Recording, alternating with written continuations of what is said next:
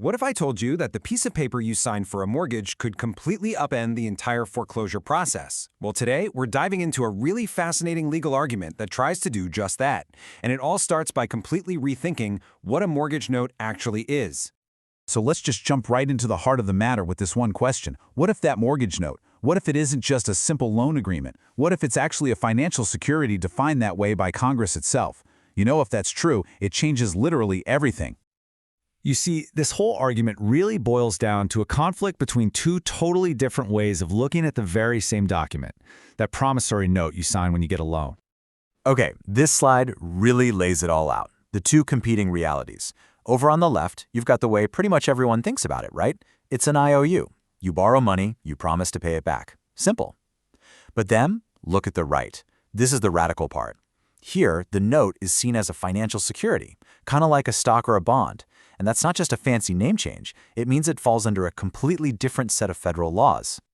So you might be wondering, where in the world does this idea even come from? Well, it turns out the argument is pulled straight from laws that have been on the books for almost 100 years, basically hiding in plain sight.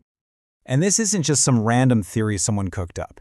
The legal motion points to the Banking Act of 1933 and the Federal Reserve Act, and get this, it claims that in those acts, Congress refers to these notes as securities 12 separate times. 12! That's no typo.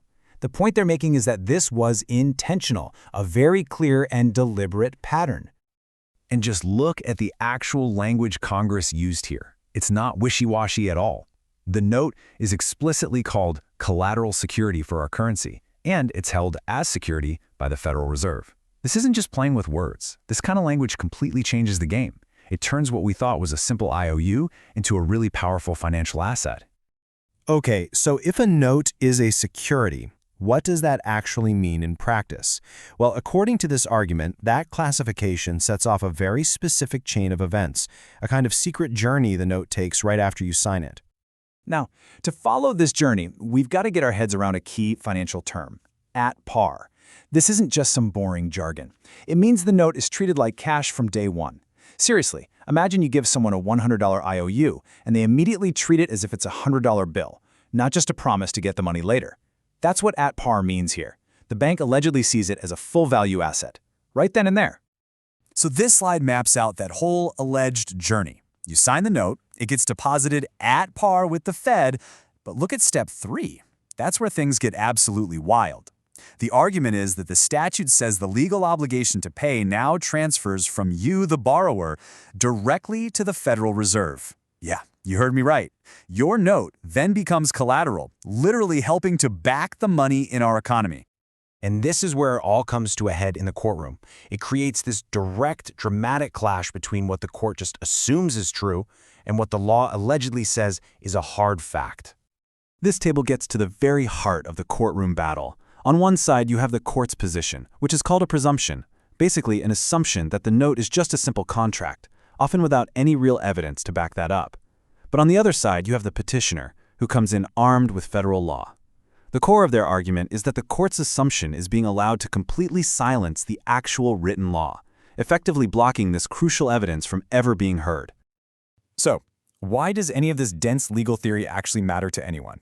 Well, because the argument claims this isn't just about some financial disagreement. No, it's about a direct violation of the constitutional rights of anyone who's facing foreclosure. This quote really just hits you, doesn't it? It gets right to the point. I mean, imagine going to court for anything and being told that you're not allowed to use the law itself as part of your own defense. That's the fundamental claim being made here, a total denial of your right to even present your case. So, the first big constitutional challenge is a violation of due process. In simple terms, if you're blocked from presenting what's called exculpatory evidence, that's just evidence that could help prove your side of the story, then you really haven't had a fair trial. And in this case, that evidence is the federal law itself, which allegedly shows the obligation to pay was transferred away from you. And then there's the second major claim, and it's about equal protection. As you can see here, the argument is that the court is basically creating a tilted playing field. The creditor gets to lean on an unproven assumption, but the borrower is completely blocked from using actual federal law as evidence. According to this argument, the law simply isn't being applied equally to both sides. And all of this leaves us with a really powerful final thought to chew on. This entire legal challenge forces us to ask a really fundamental question about our justice system. What's the relationship between what the law actually says and what our courts will allow to be said?